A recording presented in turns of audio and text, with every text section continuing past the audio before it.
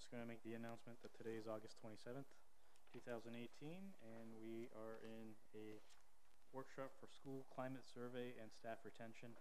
The Director of Instructional Support, Sue Williams, will be presenting. Welcome. Sure. Thanks. I'm glad to be here. So as Bobby mentioned, climate surveys fall under the purview of the curriculum department and my area in particular.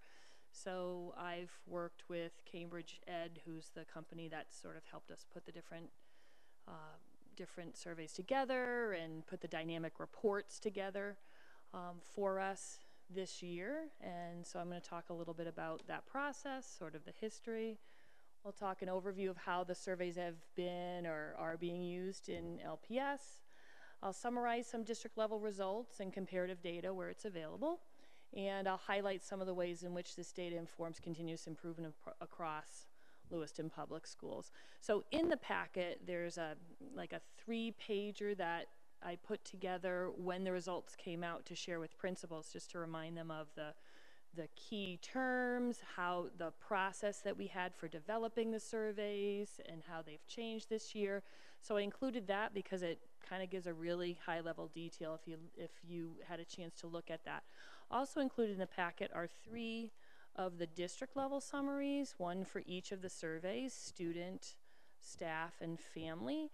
I noticed later that the ones I put in there, I think the student one is the favorability percentage one, and the others are averages out of 4 or 5. I can put the other reports in there if you want. They're just 2 different numbers that are saying the same thing. So I based my presentation on what you have in your packet. So for the student, you'll hear about some percentages for favorability, and for the others, you'll hear how, averages out of 4 or 5.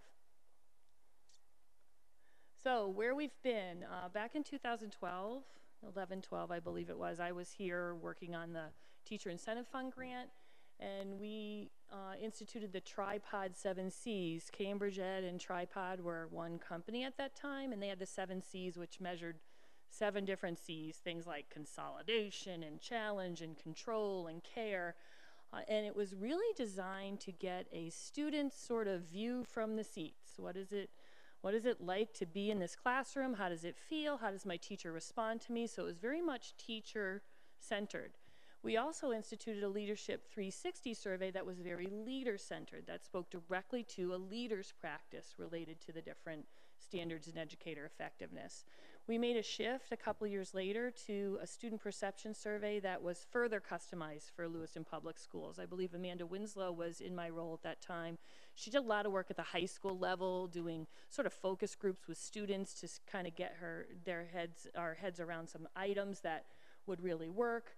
We also added an open response item. We were continuing to do the Leadership 360.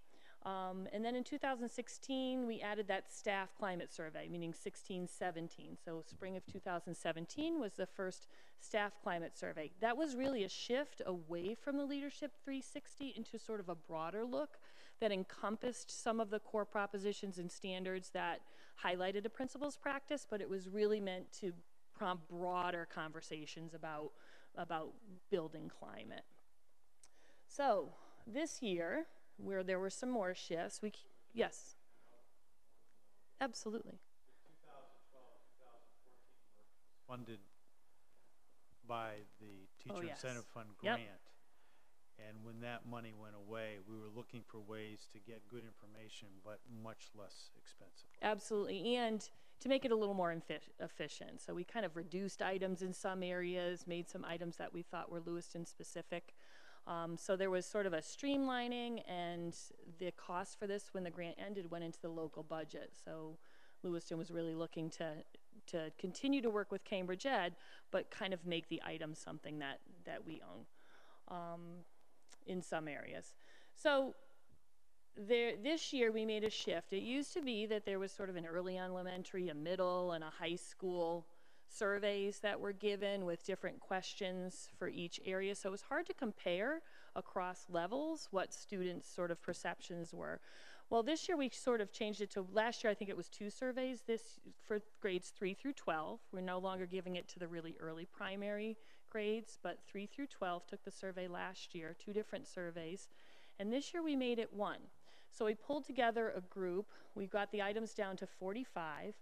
And we had a representative group that included myself, it included Hillary Barber, and it included a representative from elementary, middle, and high school. So, and all of them were either TPEG facilitators at the building, so they're very familiar with the Educator Effectiveness Program, or they were on the TPEG steering committee. So they've already been involved in the educator effectiveness and have the history of these surveys. So we identified some items, and Katrina Dennis and Nicole Goyette and Marcella Lassard were 3 that were on the committee, and they agreed to we took the items that we were looking at, we threw them into a Google form, and they piloted it with their students. So we could sort of say, well, how long would it take a 4th grader to do this? You know, what is a middle schooler's response to some of these items? And we got some good feedback, and we learned we didn't have to make a whole lot of changes in order for it to work for all students across the grade levels. So it was administered electronically in March. And for the first time ever in LRTC, we have so many students from receiving schools. We didn't do the student survey there in the past. And Lewiston High School students had the opportunity to do it at the high school. So LRTC had us put the same questions into a Google form so they could sort of get a view from all of their receiving students about the climate there. For the staff, it was administered electronically to all staff, professional and paraprofessional at all schools, including adult ed, in April. And it's the only survey for which we have comparative data due to the consistent item administration over 2 years. So last year we had the same items as the staff and the same rating scale as the staff last year, 1 to 1. For the family, that was new this year. The items were identified by the same representative group. We also had HAWA in there. It's a group of teachers and district administrators. We had grades 3 through 8. We had paper forms distributed at open house with interpreters provided. And the forms were translated into our 5 major languages, non-English languages. It went electronically to the high school and Star Academy, and via paper to families for whom we had no email address in Power School. And a lot of those were our non-English speaking families, but not all. So there were paper and electronic at that level. So survey data use, who owns the data? Everyone owns this data. That's different, where I mentioned before, 360 was more about a specific leader and the student perception was about a specific teacher. While teachers and leaders can glean things that really speak to their role out of these surveys, the surveys are really 3 broad pictures that the entire staff can look at together and own together and say, what role do I have in improving this? What role does the staff have together in improving this? What do we do with the data? Well, at the school level, they do some analysis and planning and improvement processes. So most schools, for the most part, are doing this now. They're looking at the data, especially the comparative data on the staff one. They're using some protocols at their leadership team level to look at the data at their school level data. Okay, they're only really concerned with how does my school fare. As you know, our schools are very different. And they're looking at what does the data say about our school climate and culture. So the leadership team looks at the data together and decides what process would be best for our staff to sort of dig in. And so they'll move the staff through some data analysis protocols, and then they'll come up with some collaborative plans for improvement. This data has already been looked at extensively by the members of the school and the district comprehensive needs assessment teams. That's that huge consolidated plan that we had to put together that sort of drove our decisions about district goals and school goals and title funding. So we've already used that in conjunction with all kinds of academic data to make some decisions about those. The comprehensive needs assessment sort of drives what we call projects. You might remember from Jenny Darrigan's presentation on title funding that everything goes into a project. So this data analysis drives the projects, which drives the goals, which drives the projects to which we sort of budget funding. One of the challenges of this is leadership turnover. When you're looking at buildings, 4 of our 10 I'm counting adult ed, 4 of our 10 primary leaders in our different centers have turned over this year. So while we can compare the data from year to year, at a building level, you're really looking at 2 different administrations. So that's always something we have to factor in. There's a lot of movement around here at Lewiston, but I think keeping your eye on really, is the data moving in one direction no matter who's in charge? Is it moving forward is the goal. So to summarize the data, I pulled this from the actual data analysis we did for the district level comprehensive needs assessment and what we looked at.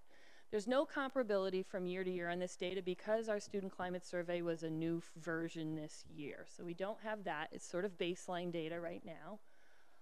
The overall favorability percentage was 71%. So it's the student one that's in percentages here. So favorability says of the items asked of students, what percentage of them were answered in a favorable way, meaning students had a favorable perception of that particular practice or item or experience at the school.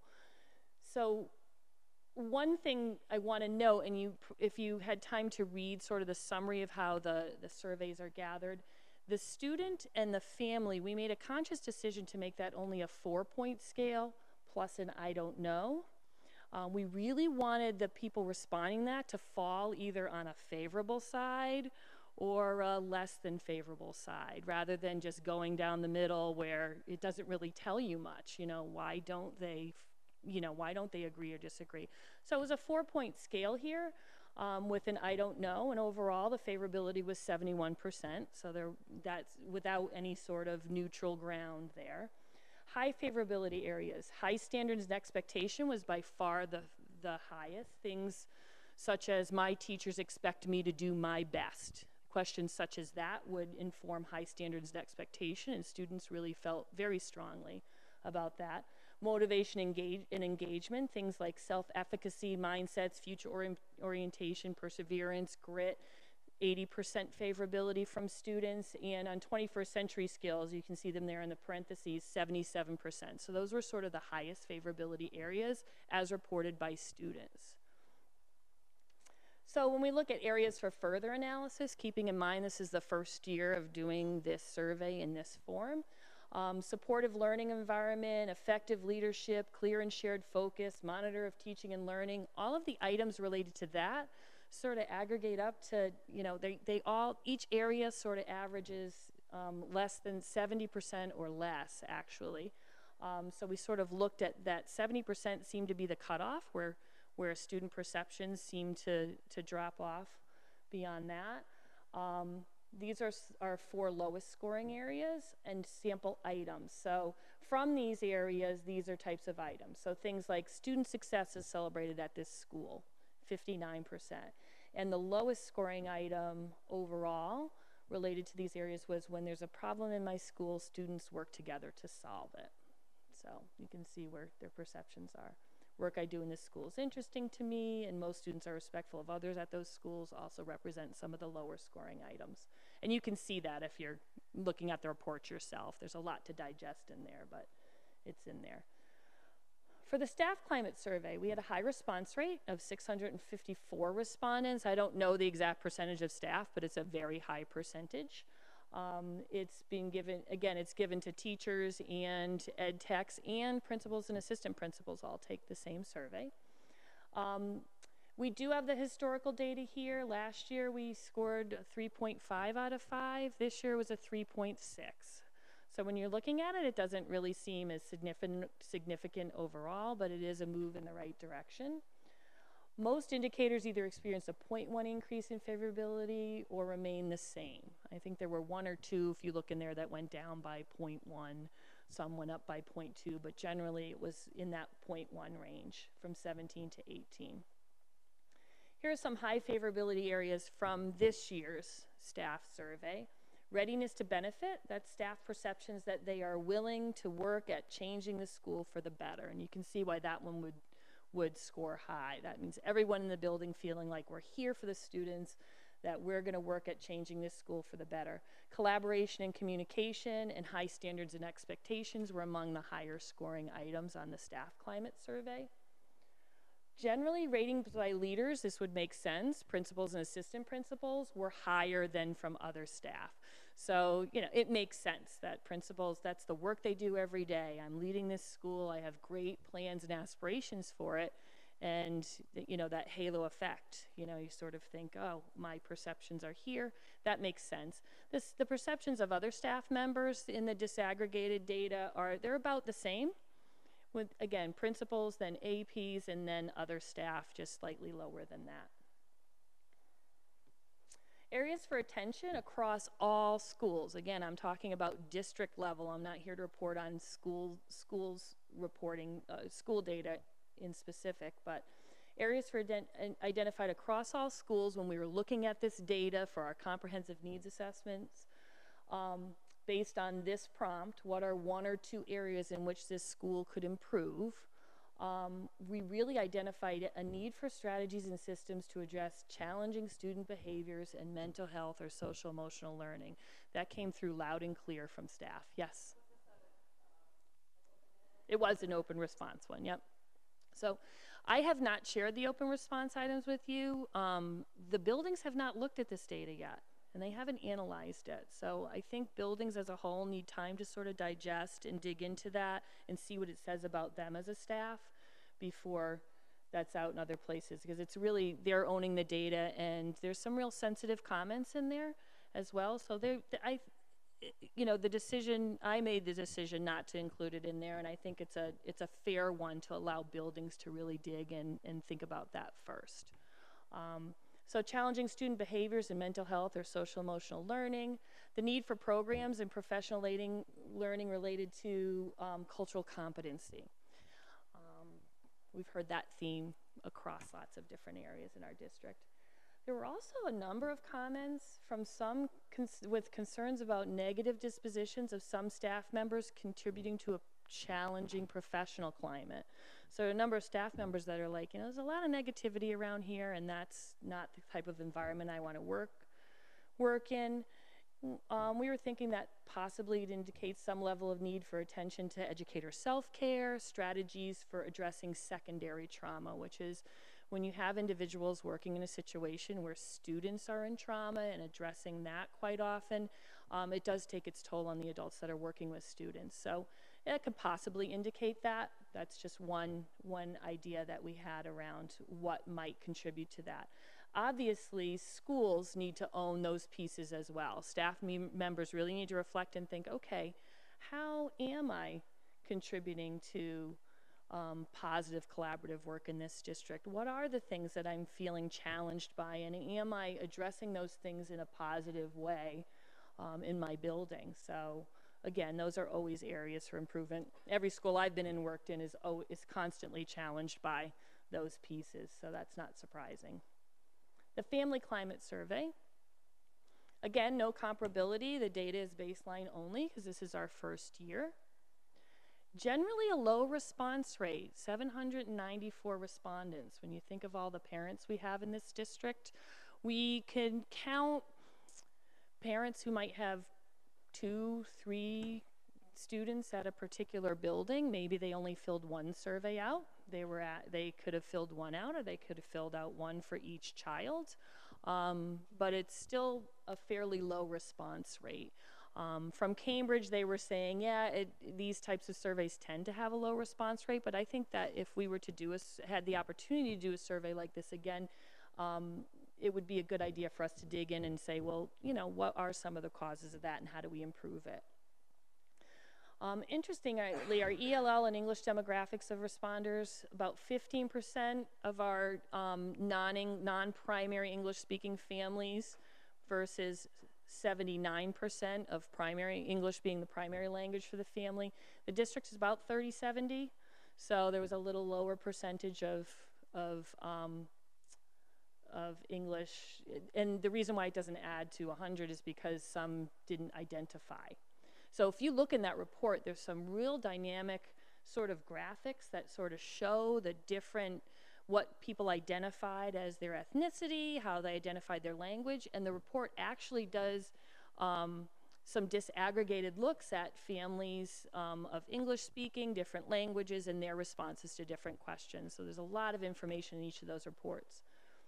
Overall district average of 3.5 out of 4, that's generally strong support from families that responded for what's happening in the school or the district.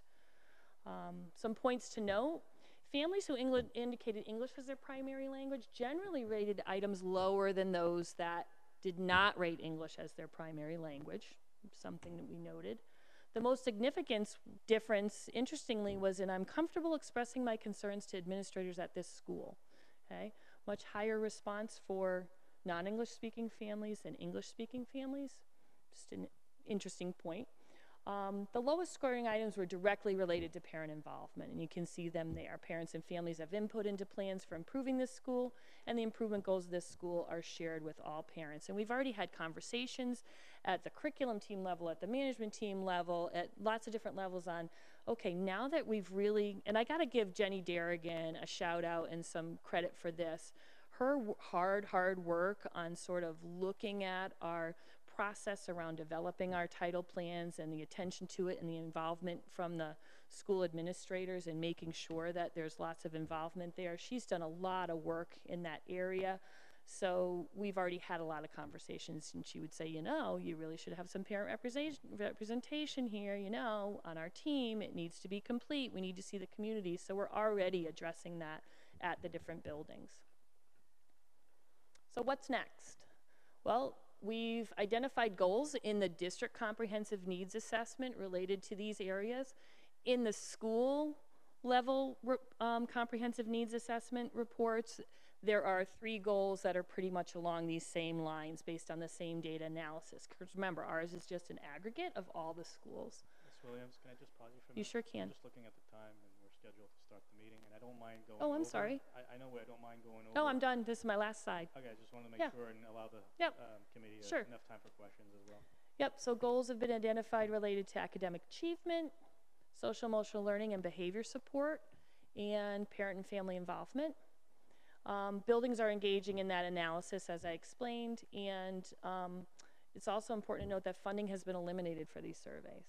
Some of the items that we used came from Cambridge Ed, and they supported us, and they're proprietary. So without that money, we could do sort of an in-house survey piece, but the feasibility and comparability are sort of challenged by the proprietary nature of some of those items. So there it is, the fire hose survey report for you. I don't know if there's any.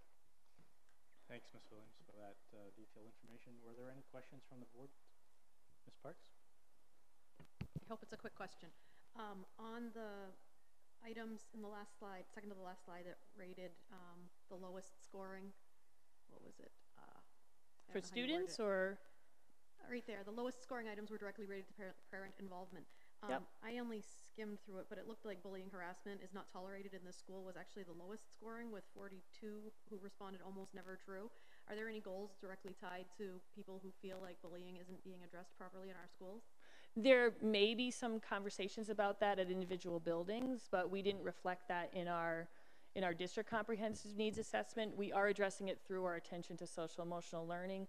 We moved our PBIS facilitators each building. We enhanced their role to be a social emotional learning facilitator. That would encompass the restorative practices, it encompass PBIS, and we're really looking to design that role over the course of this year. So there's lots of opportunities for leadership there at the buildings and support there at the buildings. We also are in the process of hiring 2 Tier 1 behavior interventionists as well to help address some of those behaviors. But bullying directly, no, not in the district level, but I can't speak for the buildings and say that that's not something that they've identified at their individual building for an area.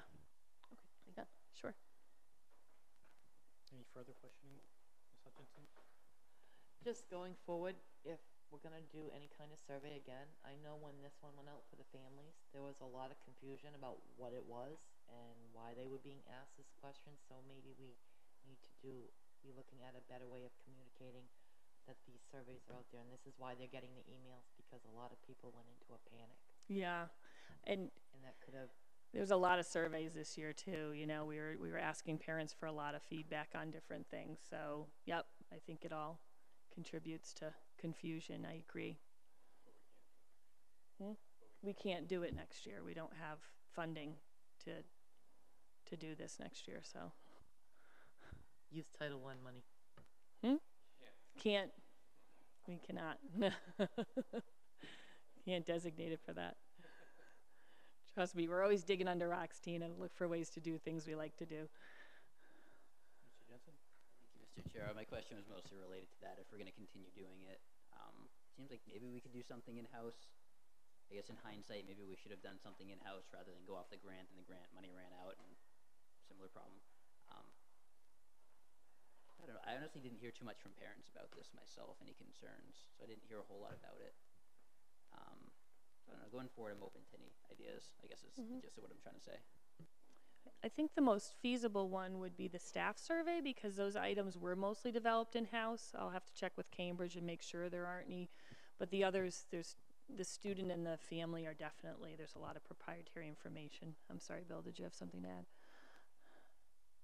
So I just thought it might be helpful to review with the board what the cost was of each one of these components. I'm not necessarily recommending this, but I wanted the board to know that it could always reverse that decision if it felt this information was. To do the student and staff surveys electronically is about $1 a person. So that's not much. But the family survey costs about $5,000 for them to develop for us. And because of the paper, with the need to do paper surveys, if it was all electronic, it would cost a lot less. We had budgeted about $20,000 for this, not knowing how we would want to go originally, but that was removed from the budget. So the family one costs substantially more, almost 3 times what our staff and student ones do.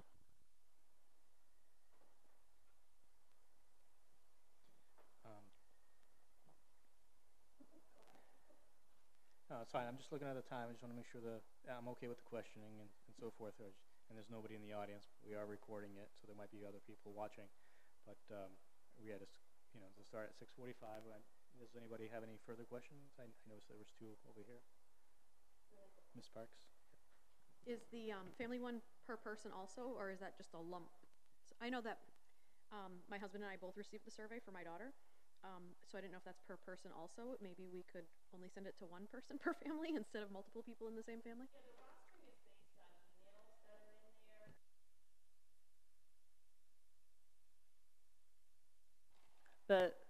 The rostering for the families is based on emails that are in PowerSchool. There could be more efficient ways, you're right, to do that.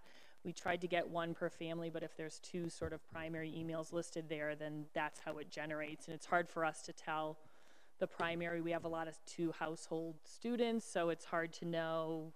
You know, we can't tell from PowerSchool without digging into every student, knowing if this is actually a 2 household, and we wanted any parent who had input, whether they were living together with their child or not, to have the opportunity. So that creates some of that, yeah. How do parents get the results of this? How is the information once the survey, all of this data, how do parents get to see this? Or how do... That hasn't been decided yet. That might be a conversation that you might have some input as a school committee. It's certainly something we can discuss at a management team. The results came in May, late May. The schools didn't really have time to dig into the data with their staff at that time, so principals are kind of looking at it and making plans with leadership team. We're just digging into it right now. I think that's probably fodder for those conversations. I don't want to speak for the buildings, but that might be something that comes up at a point. We haven't discussed it yet. Ms. Quartermash? Is there any benchmark data for, like you said, it was a 71% favorability response. Like, how does that compare to other schools our size, other districts our size? Is there any data like that available, or? There isn't. We took that particular, you're speaking of the student perception survey in this case with the percentages. Yep. The complete sort of psychometrically sound survey that Cambridge Ed has 86 items on it. And to make something psychometrically sound, you need to ask it in lots of different ways.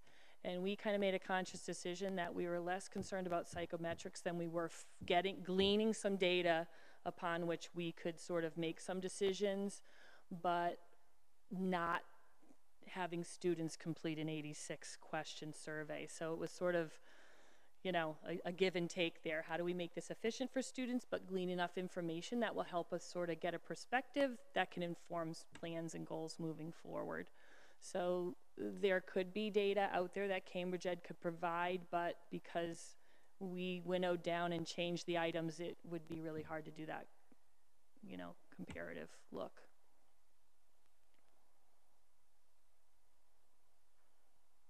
So 2 quick questions. Why Sure. the scoring difference between the 2 surveys? You know, there are 6 reports at the district level. There's a favorability report that's reported in percentage, and then there's a report that reports them all.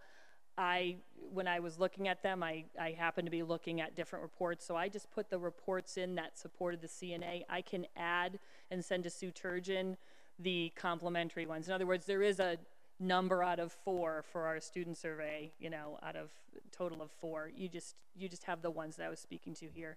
I can certainly send them to her, and they would be in the packet. And actually, I'd like it the other way around to get the Just the numbers? percentage, The percentage? staff ones. Can you do that? Yeah, we can put all 6 in there, so you'd have 2 student surveys, district level, 2 family, 2 staff reported in those different ways. And then can you just say, remind us real quick, the information that you didn't provide because staff is digesting it, what was that? And Some then of the open response items. Yeah, so, and when can we expect that information? Yeah, I think we need to have, go ahead, Bill. Let me just jump in there. Some of that information has actual names. It relates to personnel matters at the school. I think what I would ask Sue to do is to summarize the responses so that you could see those through every school, not trying to hide anything from you, but just trying to protect staff that may or may not have been viewed favorably in the comments. Yeah, and in talking with some principals, that was a concern of theirs. They even had to go through and sort of do some cleaning up of those before they shared it with their leadership team, because peers would see comments that were made about other peers. Same with the student data. Peers would see comments that were made about other peers by students. So they were just looking to get some general themes and ideas out of the data, and that's probably something that we can glean from it. And I can also ask the buildings to say, what were the big themes you identified out of those items? What were responses that you saw fairly commonly in the open responses? So, yep, sure. Is it possible to get those non-summarized but with the names redacted so we don't have any personal information? I'd still like to get those exactly the way they were written. So we'll take a look at that. In some cases, that would not be sufficient, but we'll take a look at it. Yep. To Bill, I mean, we could handle it as an executive session so that anything that is provided to us is protected. Yep. It'll be interesting to see once the buildings get to see the information, what their reaction is and what they get out of it, and what they move forward with too as well. So it will certainly take some time for everybody to review this information. Yep. So thank you for coming forward and allowing us to hear your presentation and giving us some insight. Sure. Is there anything else from the board before? One more from Ms. Parks here. It's more just a statement, and I probably shouldn't say it, but I'm going to anyways. I feel like soliciting open-ended input and then sort of whitewashing it seems a little disingenuous. I know it just seems weird that we would, if we don't want the information, then we shouldn't be soliciting it, and if we are soliciting it, then we should be able to review it appropriately without sort of having it summarized and whitewashed. It just seems wrong to me. So just to at least respond to at least part of that, All this information is shared with the building principals. And in cases where some staff may be commenting about something that they very much disagree with their building leader on, and that's something that is shared. We are required to make sure that any time this board is discussing a personnel matter that involves a particular staff person, whether it be a teacher or administrator, that they're entitled to be before you. So we're just sensitive to trying to be respectful of that, but our intent is not to hide information that you're going to find helpful in your role as school committee member. So we'll take a fresh look at that. It's been a while since I can tell you when I did the evaluations for each of the principals, those open responses were critical information for me, and I think it is very helpful information. So I think it's what we need to work on is what's the form to best share with the board. The open response is just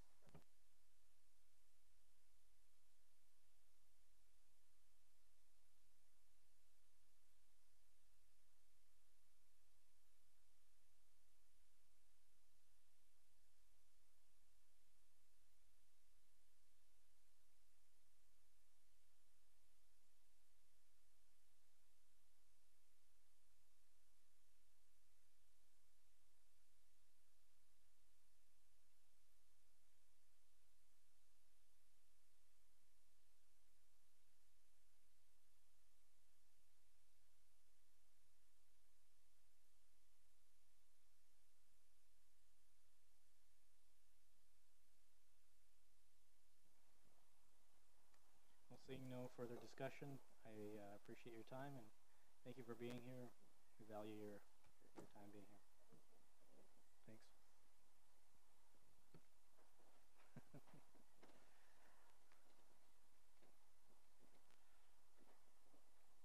All right, so current time is, I don't know if you have to document that for our next agenda item, but item number 4, and that is to go to approve the consent agenda, and that includes the minutes for the August 20th, 2018 school committee meeting and personnel. Are there any items that members want to remove from the consent agenda?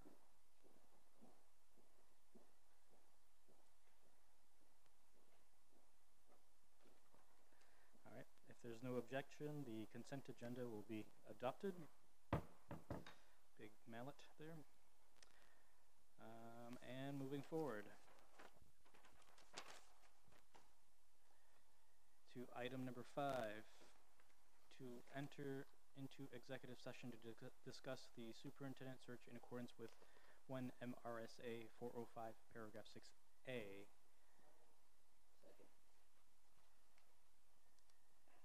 Ms. Hutchinson and